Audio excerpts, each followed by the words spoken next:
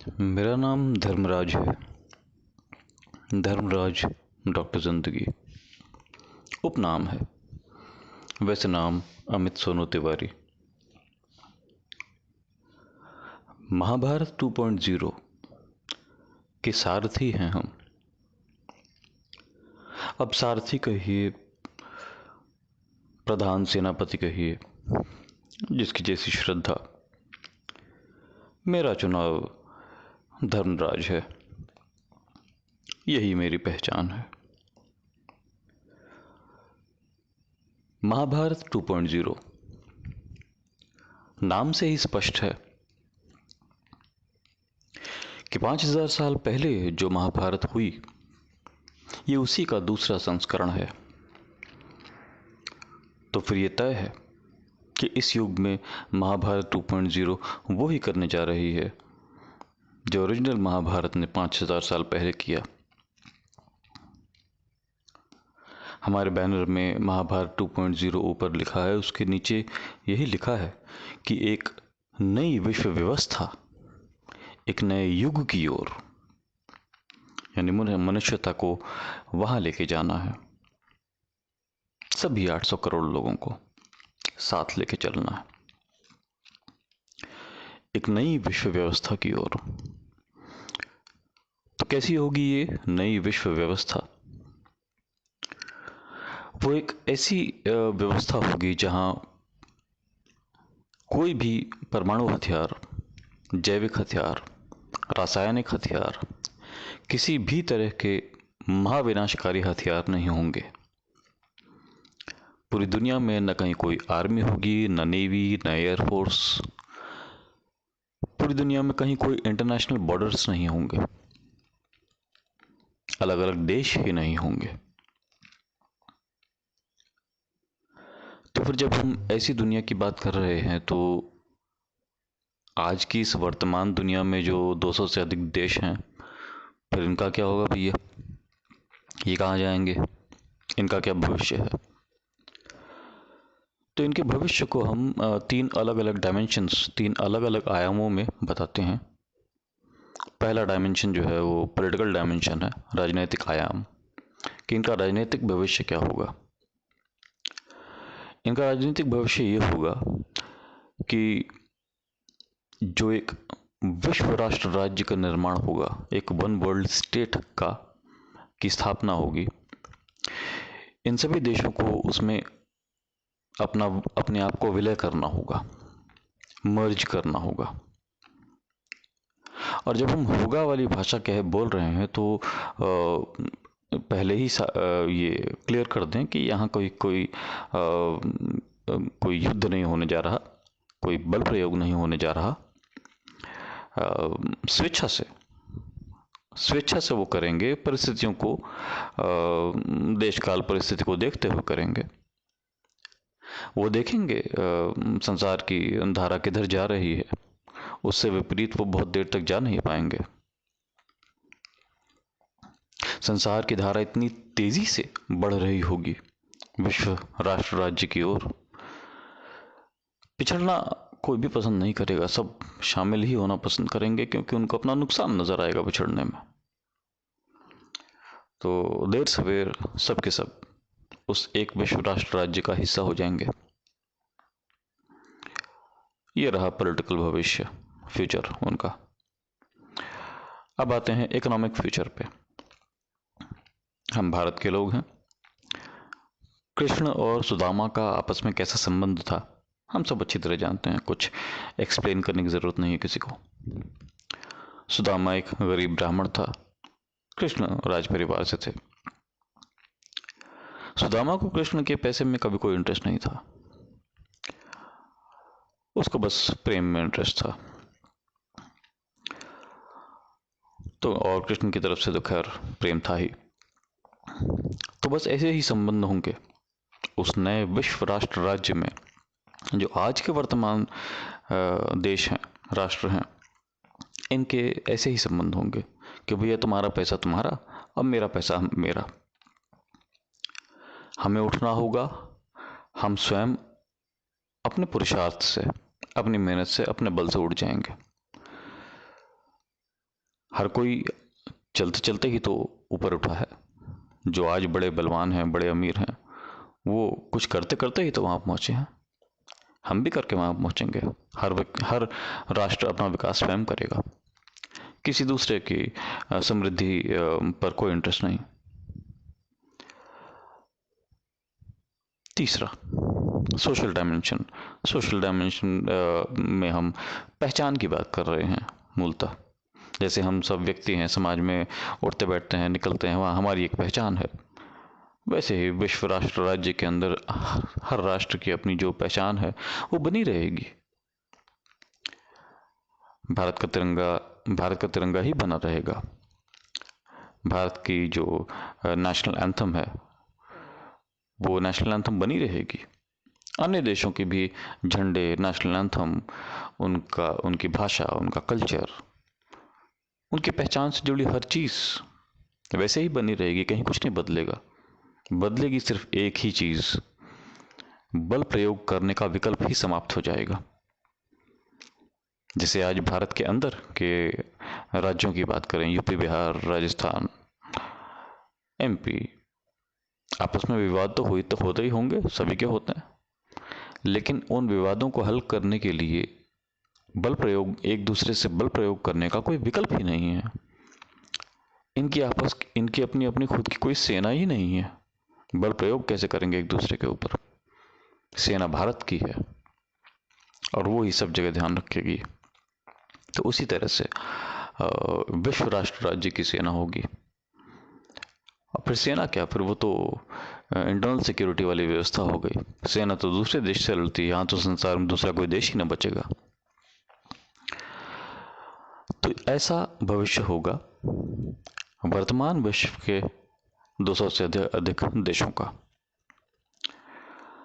तो एक one world state, एक विश्व राष्ट्र राज्य का निर्माण हो जाएगा और ये सन 2035 से पहले हो जाएगा।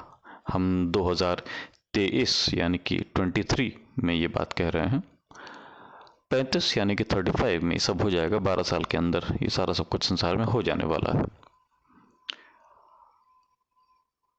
और जब ये हो जाएगा तभी भारत की ये जो हजारों सालों पुरानी सोच है, वसुधैव कुटुंबकम, ये वास्तव में लागू हो पाएगा संसार में।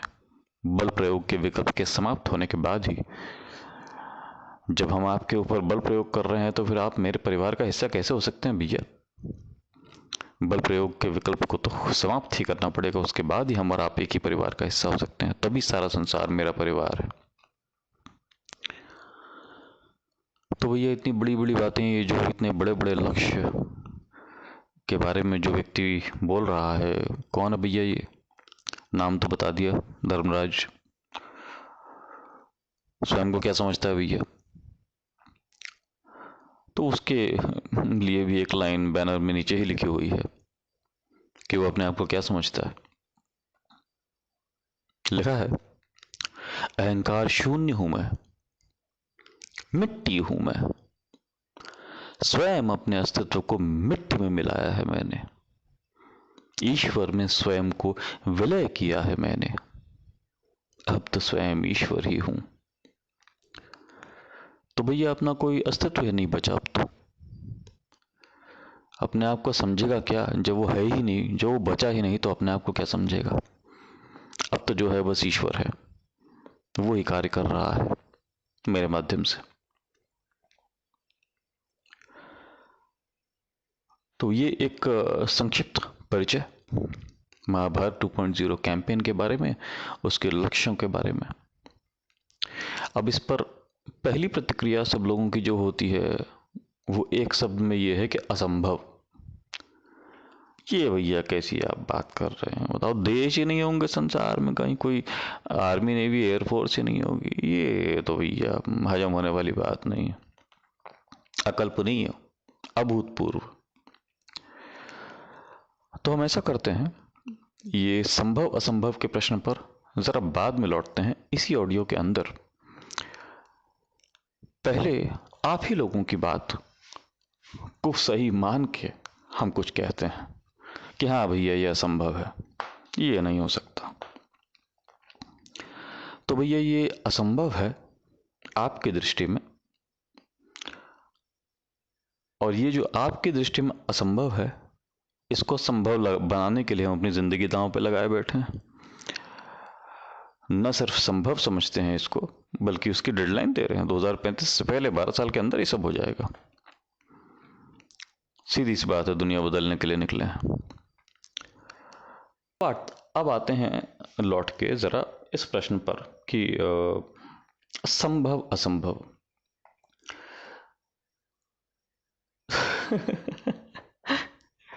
सब सोच की सीमा है और कुछ भी नहीं। इस दुनिया के 800 करोड़ लोगों से आप पूछिए प्रश्न कि आप किसको संभव और किसको असंभव मानते हैं, आपकी क्या परिभाषा है। आपको 800 करोड़ नहीं 8000 करोड़ परिभाषाएं सुनने को मिल जाएंगी, क्योंकि हर व्यक्ति की संभव और असंभव की हर अलग अलग परिस्थिति में अलग अलग परिभाषा हो सकती है। जैसे कि इस परिस्थिति में अगर आप हमसे पूछें, इस कैंपेन की परिस्थिति में, इस प्रसंग में पूछें कि संभव असंभव के बीच में क्या अंतर है, तो भैया यहाँ तो असंभव तो कुछ है ही नहीं। खाली कैंपेन की ही बात नहीं, किसी भी चीज़ को लेके एक होता है हमारे सामने जो चैलेंज होती है, जो चैलेंज हमारे सामने खड़ी हुई है, और एक होता है कि उस चैलेंज को ओवरकम करने के लिए, उस लक्ष्य को प्राप्त करने के लिए हमारे पराक्रम का लेवल क्या है। ठीक है, इन दोनों का आपस का जो बैलेंस होता है, जो इक्वेशन होता है, बस यही तय कर देता है संभव असंभव। हमारे सामने अगर बड़ी छोटी सी कोई चैलेंज है, बड़ा छोटा सा कोई लक्ष्य है, लेकिन हमारा पराक्रम उस छोटे से भी छोटे लेवल का है, तो वो छोटा सा लक्ष्य भी हमारे लिए असंभव हो जाएगा। और वहीं अगर हमारे लिए सामने संसार का सबसे कठिन लक्ष्य खड़ा हुआ है, लेकिन हमारा पराक्रम जो है वो उससे भी ऊपर के लेवल का है, तो वो संसार का सबसे कठिन लक्ष्य भी बड़े आराम से संभव हो जाएगा। तो असंभव इस संसार में कुछ भी नहीं होता, सब कुछ संभव होता है। और वो संभव ही नहीं, हम तो साफ साफ देख सकते हैं कि वो सब कैसे हो जाएगा। लेकिन संभव इन असंभव के इस प्रश्न से आगे बढ़ के दूसरा प्रश्न आपसे करते हैं कि भाई मान लीजिए आपकी सोच की जो सीमा है वो आपको ये नहीं मानने दे रही किसी भी तरीके से कि ये संभव है। तो मेरा दूसरा प्रश्न ये है कि इस कैंपेन से जुड़ी जो भी बात हमने कही वो आपको अच्छी लगी या बुरी लगी। कि कल्पना करो कि कोई जादू की चड़ी घूम जाए और ये सब कुछ संभव हो जाए, तो इस तरीके के संसार की स्थापना, एक ऐसी विश्व व्यवस्था की स्थापना करना अच्छा है या बुरा है, जहाँ किसी भी तरीके की कोई महाविनाशकारी हथियार नहीं है, ना आर्मी नेवी ना एयरफोर्स, कुछ नहीं, इंटरनेशनल बॉर्डर नहीं है, सारी संसार के 800 करोड़ लोग जो हैं आपस में सब एकजुट होकर मिलजुल के शांति से साथ में रहते हैं, खुशी से रहते हैं और सब मिल के प्रगति कर रहे हैं। जो आधी से ज़्यादा अपनी शक्ति एक दूसरे से लड़ने में, एक दूसरे की जड़ काटने में खर्च कर रहे थे, वो सारी शक्ति जो है सकारात्मक खर्च होने लगी। एक एग्जाम्पल हम बार बार अमेरिका का ले लिया करते हैं कि $1 ट्रिलियन, $1 बिलियन नहीं कह रहे हम, $1 ट्रिलियन यानी कि 1000 बिलियन डॉलर, इतने पैसे वो हर साल खर्च कर रहे हैं सिर्फ अपनी सुरक्षा में। डर किससे है भगवान जाने। तो वो जो पैसा बचेगा जब लड़ाई भिड़ाई बंद हो जाएगी, वो सारा किसी सदकार्य में लगेगा कि नहीं लगेगा। तो अगर संभव हो इस तरीके की दुनिया का निर्माण करना, तो ऐसा करना अच्छा है या बुरा है। हमें नहीं लगता कि आप लोगों के बीच में कोई एक भी व्यक्ति उठ के ऐसा खड़ा होकर ये कहेगा कि नहीं भैया ये बड़ा बुरा है, ऐसा तो नहीं होना चाहिए, ये जो वर्तमान दुनिया है आपस में लड़ने मरने वाली, जड़ काटने वाली, यही ज़्यादा ठीक है, ये तो कोई ना कहेगा। तो फिर भैया जो बात हम कह रहे हैं वो बात अगर इतनी अच्छी है, भले ही आपको असंभव लगती है, तो उस बात की दिशा में एक व्यक्ति, हम अपनी बात कर रहे हैं, अपनी ज़िंदगी दांव पे लगा के अगर आगे बढ़ रहा है, आपको कुछ नहीं लगाना दांव पे ज़िंदगी, तो क्या हम आपसे $1 के दान की बात नहीं करते, हम आपसे 1 मिनट अपना आप बर्बाद करें, हम इसकी बात नहीं करते, आप अपनी ऊर्जा बर्बाद करें, हम ये नहीं कहते। आप एक बार मेरे साथ बैठ के पब्लिक के सामने वीडियो में, क्या एक बार ये नहीं कह सकते कि हाँ भैया आप जो कह रहे हैं बात सही है, और हम क्या कह रहे हैं। मेरे 2 ही तो मुख्य बिंदु हैं। पहला बिंदु ये है कि अहंकार का नाश हो, अपने अहंकार को छोड़ो, अहंकार की लड़ाई में सारा संसार नष्ट हो रहा है। क्या आप पब्लिक पे ये नहीं कह सकते कि हाँ भैया मैं अपना अहंकार छोड़ता हूँ, मुझे नहीं पता बाकी सारे संसार के बारे में, मैं अपना अहंकार छोड़ता हूँ। और दूसरा पॉइंट मेरा कि बल प्रयोग की प्रवृत्ति, मैं भैया वचन देता हूँ कि मैं बल प्रयोग का रास्ता छोड़ता हूँ। अगर अभी तक नहीं चलते थे तो बहुत अच्छी बात है, लेकिन अगर चलते भी थे तो अब मैं छोड़ता हूँ।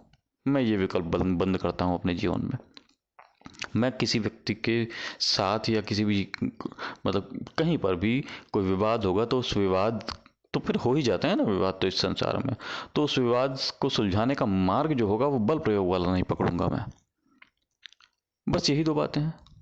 तो व्यक्तिगत स्तर पर मैं अपने अहंकार का त्याग करता हूँ, मैं बल प्रयोग की अपनी व्यक्तिगत प्रवृत्ति का त्याग करता हूँ, और मैं अपने देश का एक नागरिक हूँ। और हमारा भारत देश की अगर हम बात कर रहे हैं, जो अभी कर रहे हैं, तो भारत देश तो एक गणराज्य है। अब भारत एक प्रजातंत्र है, वो एक अलग कहानी है, उसकी तो बात हम फिर कभी करेंगे। लेकिन गणराज्य है। गणराज्य का मतलब क्या होता है? गणराज्य का मतलब होता है कि भारत राष्ट्र राज्य जो है, जो स्टेट है, जो सरकार समझ लीजिए, बाहर की जो शक्ति है समझ लीजिए, वो शक्ति कहाँ पर वास करती है, वास कहाँ करती है वो शक्ति, उस शक्ति का धारण कौन करता है? प्रधानमंत्री करता है, मुख्यमंत्री करता है, सुप्रीम कोर्ट के जजेस करते हैं, राष्ट्रपति करता है, कौन करता है? इनमें से कोई नहीं करता। शक्ति भारत के आम नागरिक में धारण करती है, और ये भारत का संविधान कहता है, और वो ही अंतिम सत्य है। तो भारत की जो पूरे मिला के भारत देश के पॉलिटिकल पावर की अगर बात करें, तो उस पॉलिटिकल पावर का धारक कौन है? भारत देश का आम नागरिक। फिर वो अपना प्रक्रियाओं के जरिए, वोटिंग के जरिए कहीं थोड़ा पावर जो है विधायक को दे देता है, थोड़ा अपने सांसद को दे देता है, उनके जरिए थोड़ा पावर चीफ मिनिस्टर के पास पहुंच जाता है, थोड़ा प्रधानमंत्री के पास पहुंच जाता है, ये लोग अपना सरकारें चलाते हैं। लेकिन ये सबके सब जनता के सेवक हैं। इनको शक्ति देने का काम जनता करती है, आम नागरिक करता है। आम नागरिक ही राजा है इस देश का, और ये सबके सब सेवक हैं। तो भैया आप इस देश के राजाओं, तमाम राजाओं, करीब 150 करोड़ राजाओं में से आप भी एक राजा हैं। करीब 150 करोड़ हो गई अभी हमारी आबादी। तो आप राजा होने के नाते अपने सेवक को आदेश नहीं दे सकते। आप 150 करोड़ लोगों की तरफ से तो आदेश नहीं दे सकते भैया, वो तो अपना अपना आदेश वो स्वयं देंगे। लेकिन आप अपने हिस्से का आदेश तो आप दे सकते हैं। और आदेश क्या देना है? वही जो आप व्यक्तिगत स्तर पर कर रहे हैं, कि जैसे मैंने व्यक्तिगत स्तर पर अपना अहंकार छोड़ा, अपने बल प्रयोग की प्रवृत्ति छोड़ी, मैं अपने राजा को नहीं, अपने सेवक को, अपने सेवक कौन है? मेरे देश की सरकार। मैं अपने सेवक को, अपने देश की सरकार को यह आदेश देता हूं या देती हूं कि तुम भारत के अहंकार को छोड़ो, भारत के बल प्रयोग की प्रवृत्ति को छोड़ो। अब अभी इस समय ये ना सोचो भैया कि भारत भारत बेचारा करे क्या, सारा देश सारा संसार किस तरीके का है, कैसे कैसे देशों के बीच में घिरा हुआ है। चिंता ना करो भैया, सब कुछ सोचा हुआ है, एक एक करके आगे बढ़ेंगे, एक एक कदम। पहला कदम तो देखें, अपने देश में तो एका करें पहले। तो मैं भारत का नागरिक होने के नाते अपने हिस्से का आदेश भारत की सरकार को देता हूं या देती हूं कि तुम भारत के अहंकार को छोड़ो, भारत के बल प्रयोग की प्रवृत्ति को छोड़ो। बस इतना करना है भैया, बस इतना ही तो करना है। शांति की भाषा बोल रहे हैं, शांति की भाषा आपसे बोलने को कह रहे हैं। आपसे पैसा इन्वेस्ट करने को, मतलब खर्च करने को नहीं कह रहे, आपसे समय खर्च करने को नहीं कर रहे आपका। आप अपनी ऊर्जा खर्च कीजिए, आप अपना जीवन की आपकी जो भी समस्याएं हैं, यात्रा है, आप उससे डाइवर्जन लेके आप इधर कैंपेन में आके जुटिए। हम ऐसा तो नहीं कह रहे। आप एक बार पब्लिक के सामने बैठ के वीडियो में सपोर्ट कर दीजिए मेरे साथ, है ना। और ये तो एक अनकहा सा सत्य है कि एक लेवल के बाद मेरे साथ बैठ के वीडियो शूट करना, कितने सारे लोग हैं, हम अकेले हैं, कहाँ तक हो पाएगा। तो फिर वही सारे वीडियोस अकेले स्वयं एक शूट किया जा सकते हैं। जिन चीज़ों को आपको मेरे साथ शूट करना है वही चीज़ें आप सेल्फी वीडियो बना के नहीं डाल सकते। आप अपने स्वयं के जो सोशल मीडिया है वहाँ नहीं डाल सकते। एक हैशटैग हम सब लोगों को जोड़ देगा, हम बता देंगे हैशटैग। इसी तरह से तो रेवोल्यूशंस होते हैं, ऐसी ही तो क्रांतियाँ होती हैं संसार में। आप, ये ऑडियो हम रिकॉर्ड कर रहे हैं, आप इसको सुनेंगे, हमें नहीं लगता कि आपको मेरी कि कहीं कोई बात बड़ी गलत लग जाएगी। तो फिर हम, मेरा आपसे ये प्रश्न है कि आपको ऐसा क्यों लगता है कि आप ही एक अच्छे व्यक्ति हैं संसार में और हम ही एक अच्छे व्यक्ति हैं, और हम दोनों के अलावा इस संसार में बाकी जो है वो सब दुष्ट प्राणी हैं। इतनी नेगेटिव सोच क्यों? जब हम अच्छे हो सकते हैं, जब आप अच्छे हो सकते हैं, जब आप, हम ऐसा सोचते हैं और आप ऐसा सोच सकते हैं कि हाँ भाई इस तरीके के संसार के निर्माण में हम अपना सहयोग तो कम से कम अपना अपने हिस्से का, एक है ना बहुत बड़ा किला बनाना है, उसमें एक छोटी सी ईंट, हम अपनी ईंट तो कम से कम लगा दें। किला अंत में बन पाए चाहे ना बन पाए, भैया मैंने अपनी ईंट लगाई, कोई बहुत मेहनत नहीं पड़ रही थी तो लगा दी, चल दिए। बस यही तो करने को कह रहे हैं। तो आप ये करने को तैयार हो जाएंगे, आपको क्यों लगता है कि इस संसार में और कोई ना तैयार होगा? ऐसा नहीं है। इस संसार में कोई भी 100 लोगों का सैंपल कहीं भी उठा के रख देख लीजिए, 100 में से 15, 20, 25 तो वैसे ही ईमानदार लोग होते हैं। सबके सब बेईमान भ्रष्ट थोड़ी बैठे हैं संसार में। कम से कम 15, 20, 25 तो पहले ही इस तरीके के होंगे जो बल प्रयोग में विश्वास नहीं करते, शांतिप्रिय लोग हैं, जो अहंकारी नहीं हैं। वो मेरे कहने से अहंकार छोड़ दें, वो मेरे कहने से बल प्रयोग करना छोड़ दें, इसकी आवश्यकता नहीं है भैया, वो पहले से ही इस तरीके के हैं। जब ये चीज़ उनके सामने आएगी, इस तरीके से इस कैंपेन का प्लेटफॉर्म सामने आएगा, तो वो खुल के सामने आ जाएंगे। वो मेरे कहने से वैसे बंद थोड़ी ना गए, वो तो पहले से ही उस तरीके के थे। बस वो खुल के सामने आ गए कि हाँ भैया हम भी तुम्हारी सोच रखने वाले व्यक्ति हैं, स्वयं पहले से ही।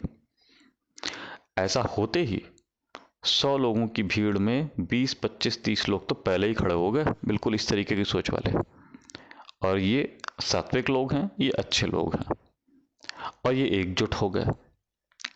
आपको क्या लगता है इनका क्या प्रभाव पड़ेगा बाकी के जो 70, 60, 65 जितने भी लोग बचे हैं? बड़ा तगड़ा प्रभाव पड़ेगा। वो भी सोचने पर विवश हो जाएंगे कि भैया संसार में कुछ हो रहा है यार। ठीक है, धारा कहीं और की जा रही है, अभी तक जैसे भी चल रहे थे, टाइम से रास्ता बदल लो, नहीं तो कल को बड़ी दिक्कत होने वाली है। धीरे धीरे सब अपना रास्ता बदल लेंगे। और इसी से देखिए जुड़ी एक और बात याद आ गई, भी पहले कहना था, एक वो वाला पॉइंट निकल गया, अभी वहां जोड़ देते हैं, कोई दिक्कत नहीं। कि भैया आपने वीडियो पे मेरे सामने बैठ के ये संकल्प कर लिया कि मैं अपना अहंकार छोड़ता हूँ, मैं बल प्रयोग की अपनी प्रवृत्ति छोड़ता हूँ, मैं भैया अपने हिस्से का आदेश अपने भारत की सरकार को देता हूँ, वगैरह वगैरह। बाहर जाके अब अपना लग गए अपने पहले वाले जीवन में। तो मतलब लोग प्रश्न कर सकते हैं मेरे ऊपर कि आप इतने सीधे साधे आदमी हैं, आपको लगता है कि आपके सामने कोई आके कह देगा तो बाहर जाके वही करेगा क्या? भैया मैं सब समझता हूँ मैं सब समझता हूँ, फिर भी कर रहा हूँ, तो इसका क्या मतलब है? एक छोटे से उदाहरण से समझाते हैं।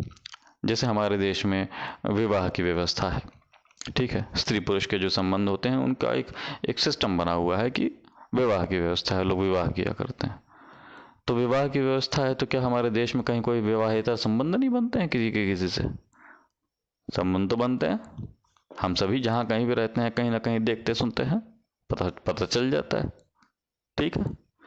लेकिन वो जो भी होते हैं उन संबंधों को मान्यता नहीं देता समाज, परिवार मान्यता नहीं देता, और कानून तो मान्यता बिल्कुल नहीं देता।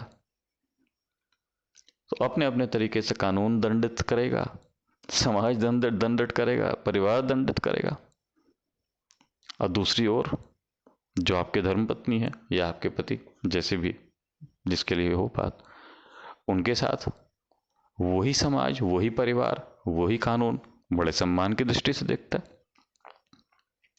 तो स्वीकृति जो है, मान्यता जो है, वो तो उसी चीज़ की होगी, उसी स्टैंड की होगी जिस स्टैंड को आप पब्लिकली ऑन कैमरा लेंगे। उस स्टैंड की होगी जो आप अपने सोशल मीडिया के ज़रिए बिल्कुल अनाउंस करेंगे। मान्यता तो उसी की होगी। पर्दे के पीछे कुछ भी हो, पर्दे के पीछे जो भी हो रहा है उसके लिए न्याय व्यवस्था बैठी हुई है संसार में, लॉ एंड ऑर्डर है। कि कोई व्यक्ति यहाँ बैठ के कह रहा है कि मैं बल प्रयोग छोड़ता हूँ और बाहर बल प्रयोग कर रहा है, तो उसके लिए भैया कानून व्यवस्था बैठी हुई है। मान्यता तो उसी की है जो पब्लिक स्टैंड लिया है। और ये जो कथनी और कथनी करनी का जो अंतर व्यक्तिगत स्तर पर संभव है, हम मानते हैं, शुरू से ही मान रहे हैं कि हाँ ऐसा संभव तो है कि कोई व्यक्ति बगल में बैठ के कुछ कह रहा है और बाहर जाके संसार में कुछ कर रहा है, ये पॉसिबल तो है। उसको दंड उसका मिलेगा, एक अलग कहानी है, लेकिन संभव तो है, ऐसा कर तो हो सकता है। ये जो व्यक्तिगत स्तर पर संभव है, ये राष्ट्र के स्तर पर संभव नहीं है। क्योंकि व्यक्तिगत स्तर पर व्यक्ति जो है एक एनोनिमस, एक गुमनाम जिंदगी एक कोने में जी सकता है, चोरी से कुछ कर सकता है। राष्ट्र संसार का जो भी है, जो कोई भी है, वर्तमान राष्ट्रों की बात कर रहे हैं, वो थोड़ी ना ऐसा कर सकता है। वहां चोरी से कुछ भी संभव नहीं है, जो है सब पब्लिक के सामने है। दुनिया का कोई भी देश, छोटा हो चाहे बड़ा हो, जो कुछ भी कर रहा है पूरी दुनिया देख रही है। वहां कथनी और करनी का अंतर संभव नहीं है। तो संस्थागत स्तर पर तो अंतर संभव ही नहीं है। जो स्टैंड पब्लिकली ले लिया जाएगा वो ही स्टैंड मेंटेन करना होगा अपने व्यवहार में, दूसरा कोई विकल्प ही ना बचेगा। इसलिए भैया इस कैंपेन को और इसके लक्ष्यों को असंभव मानने वाले लोग, मेरी आपसे प्रार्थना है, मेरा निवेदन है, आप ज़रा एक बार ठंडे से विचार करके देखिए। हम कोई क्या नाम है नैतिकता का पाठ पढ़ाने वाली या मॉरल साइंस का लेसन देने वाली बात नहीं कर रहे हैं, बड़े प्रैक्टिकल व्यक्ति हैं हम। आप विचार करके देखिए मेरी इन बातों पे, आपको स्वयं महसूस होगा कि जिस रास्ते पे हम चल रहे हैं, इस रास्ते पे बढ़ते बढ़ते जिस तरीके का बवंडर खड़ा होने लगेगा बड़ा मुश्किल हो जाएगा भाई ये लोगों के लिए इसके विरोध में चलना। ठीक है, तो होगा, सब कुछ होगा। आप धैर्य रखिए, विश्वास रखिए। और हम कहाँ आपसे कोई बहुत बड़ी अपेक्षा रख रहे हैं कि आप ये करिए, आप वो करिए, आप वो करिए। आप बस एक पब्लिक स्टैंड ले लीजिए, बस इतना ही तो करना हो, कह रहे हैं आपसे। पब्लिकली आप एक स्टैंड ले लीजिए, बाकी तो हम बैठे हैं ना करने के लिए, लगाए पड़े अपनी जिंदगी दांव पे।